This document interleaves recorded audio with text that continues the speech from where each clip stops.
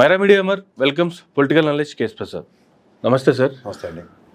Sir, నిన్న చంద్రబాబు నాయుడు గారు చెప్పినటువంటి కామెంట్స్, ఆయన చేసిన కామెంట్లకు సంబంధించి మాట్లాడుకున్నాం. నీతి ఆయోగ్ లెక్కలకు సంబంధించి ఆయన ఇచ్చిన పవర్ పాయింట్ ప్రజెంటేషన్, ఆయన ఇచ్చిన హామీలకు సంబంధించి ఇప్పట్లో అయ్యి నెరవేరే కావు అనేటువంటిది దాన్ని ఒక యాంగిల్లో చెప్పారు. కానీ దాన్ని రివర్స్లో చంద్రబాబు నాయుడు గారు అలా ఎప్పుడు చెప్పలేదు, అలా ఎక్కడ మాట్లాడలేదు, కావాలనే దీన్ని ఇట్లా వక్రీకరిస్తుంది ఒక రకమైన మీడియా అనేటువంటి కామెంట్లు చేస్తున్నారు. ప్రతిపక్షం దీనికి కావాల్సినట్టుగా వాళ్ళకి అనుకూలంగా మార్చుకుంటుంది అనేటువంటి కామెంట్లు చేస్తున్నారు. ఏం సార్ అసలు ఇవి? సార్, ఒకటి గుర్తుంచుకోండి, ఏదో ప్లానింగ్ కమిషన్ నుండి దాన్ని ఎత్తేసి నీతి ఆయోగ్ అని పెట్టారు. దానికి అతి గతి ఏముండదు. ప్రతి రాష్ట్రానికి వచ్చి ఇక్కడ కాళేశ్వరం ప్రాజెక్ట్కి వచ్చి మెచ్చి మేకతోలేసి వెళ్ళారు.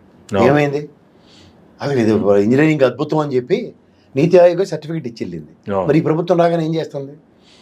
ఇప్పుడు నీతి ఆయోగ్ ప్రకారం ఒక ప్రణాళికాబద్ధంగా రాష్ట్ర విభజన జరిగిన తర్వాత planning commission, 14th finance commission లోటుపాట్లే కదా మనకి ఎంత డబ్బులు రావాలో అవన్నీ క్లియర్గా విభజించిన తర్వాత మరి నీతి ఆయోగ్ ఆ బాధ్యత తీసుకుంది ఈ రోజు దాకా లేదు. అంటే ఏ శాంక్చుటీ ఉందో ఒకసారి ఆలోచించి చెప్పానండి.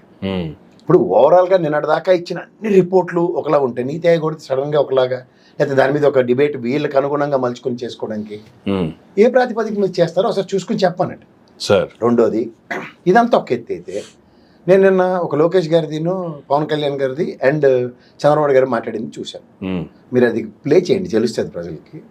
మీ భవిష్యత్తు కోసం జగన్ అడుగుతా ఉన్నాడు, మీ పథకాలకి డబ్బులు ఎక్కడియని. ఇప్పుడు 41,000 కోట్లు నువ్వు మద్యంతో దారెత్తగలిగినప్పుడు ఇన్ని లక్షల మందికి పథకాలకి మేము ఇవ్వడానికి మేము కూడా దారులు కనిపెడతాం. దారులు ఉన్నాయి.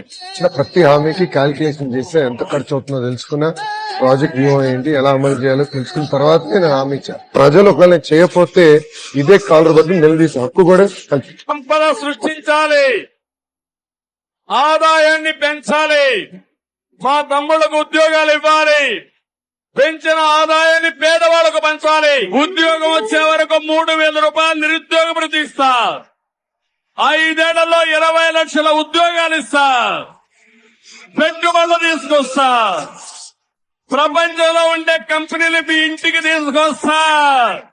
ఇది నా షూరిటీ, అవునా కాదా?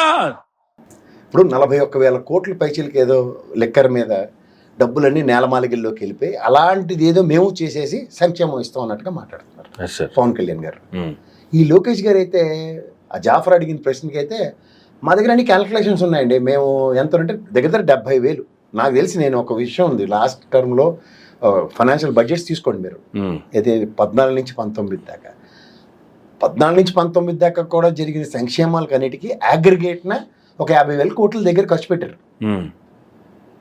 ఓకే, 50,000 కోట్లు అంటే లాస్ట్కి ఇచ్చిన పసుపు కుంకుమ ఇవన్నీ మరి ఫస్ట్ 5 years కూడా అలకేట్ చేయాలి కదా, అగ్రిగేట్ వస్తుంది ఎప్పుడైనా సరే. సో ఇవన్నీ ఏదైతే ఇచ్చారో అవి అగ్రిగేట్ చూసుకుంటే ఈ సంచిలో పెట్టి అదేంటిది పండగ కానుక అడపతడప ఇచ్చినవి కూడా 40,000-50,000 కోట్ల మధ్యలో జస్టిఫై అయ్యాయి అగ్రిగేట్. బట్ వేరెట్ జగన్మోహన్ రెడ్డి గారి గవర్నమెంట్లో అది 70,000 పైనే అగ్రిగేట్ అయింది. వెసస్ ఇది ఇప్పుడు రాష్ట్ర 70,000 చేసాడు అంటే ఆయన ఉదాహరణకి ఆ 50,000 అనుకుంటే ఇంకో 20,000 పెంచి సంక్షేమం చేసాడు అన్న అగ్రిగేట్ చూసుకుంటే మాట చెప్తాం. 20,000 దానికి శ్రీలంక అయిపోయింది, తొక్కైంది, తోటకూర అయింది, నానా సాగులు చచ్చారు కదా. చచ్చి ప్రభుత్వం స్థాపించిన తర్వాత వీళ్ళు చెప్పాల్సిన మాట ఏంటి? 70,000కి అంత కష్టంగా ఉంది కాబట్టి ఇప్పుడు అమ్మ ఒడి మేము ఇస్తాము, 15,000 బదులు 10,000 ఇస్తాము. లేదంటే ఇప్పుడు రైతులకి మేము కేంద్ర ప్రభుత్వం ఇచ్చి దాంట్లో 10,000 కలిపి, గతంలో మీరు 16,500 ఎంతో ఇచ్చేవారు, 13,500, ఇంకొంచెం అబ్నార్మల్గా దాన్ని 15,000 అగ్రిగేట్ చేసుకుంటూ ఏదో చేస్తామని చెప్పాలి కదా. అంటే ఫైనాన్సెస్ మీద ఉన్న అవగాహన ఉంటే వీళ్ళు అసలు మొత్తం ఎగ్గొట్టడానికే మాట్లాడుతుంటే ఎగ్జాంపుల్స్ చెప్తున్నాను ఇవన్నీ. సో ఇక్కడ మీరు నిన్న మాట్లాడిన మాటలకి ఆయన ఎలా చేసేయడం దగ్గర నేను నిన్న అంతా లెక్క చెప్పాను అనా పైసలతో. ఇది end of the day AP state treasury నుంచి డ్రా చేసిన మనీతోనే కదా ఈ సంక్షేమాలు అందింది, అంతే కదా, అకౌంటబుల్లే కదా. నాన్ అకౌంటబుల్ అయితే మీరు అన్నట్టు ఆ పవన్ కళ్యాణ్ గారు చూడండి నేలమాలిగలను.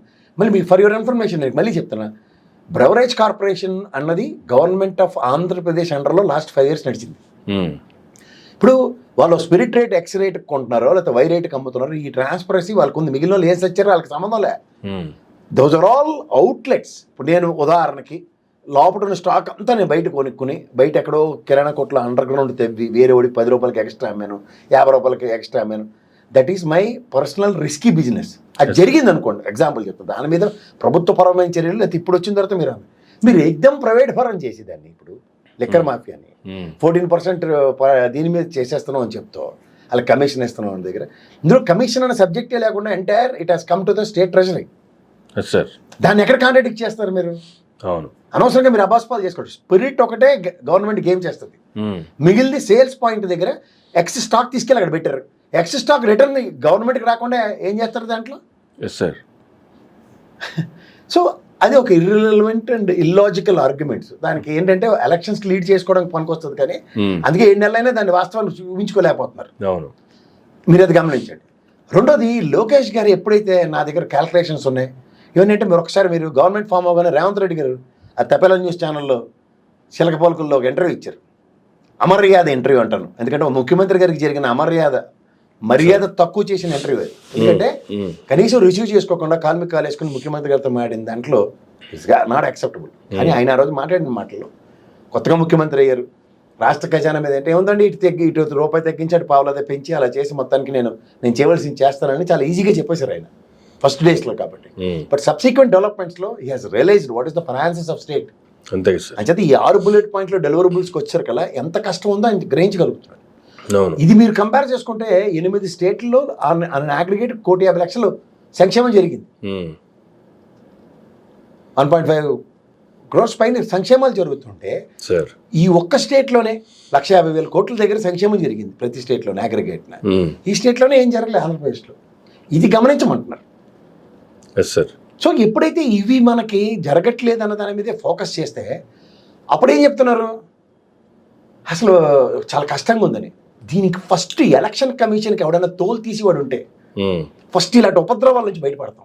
ఎందుకంటే ఈ మేనిఫెస్టోలో పెట్టి ఇస్తున్న హామీలకి ఎవరు జవాబుదారీ? ఇది ప్రజాస్వామ్యం అండి. ప్రజలు గుడ్డిగా ఒక ఎలక్షన్ కమిషన్ ఆధ్వర్యంలో జరుగుతున్న ఎలక్షన్స్కి వాళ్ళు గుడ్డిగా మోసపోయామో నమ్మేమో ఓట్లేసాం. మనకి రెసిప్రోకేటివ్గా రానప్పుడు నేను 1,00,000 సార్లు చెప్పాను ఎంతమంది కూడా, ప్రతి నియోజకవర్గంలో ఈ నియోజకవర్గానికి లాస్ట్ 5 yearsలో ఏం జరిగిందో ఒక ఫ్లెక్సీ ఎలక్షన్ కమిషన్ ఎందుకు పెట్టదు సార్? వాడికి బాధ్యత లేదా? ఎందుకంటే ఇది వ్యవస్థని వాళ్ళు భ్రష్టు పట్టించడానికి చేస్తున్న ఒక దరిద్రం ఇది.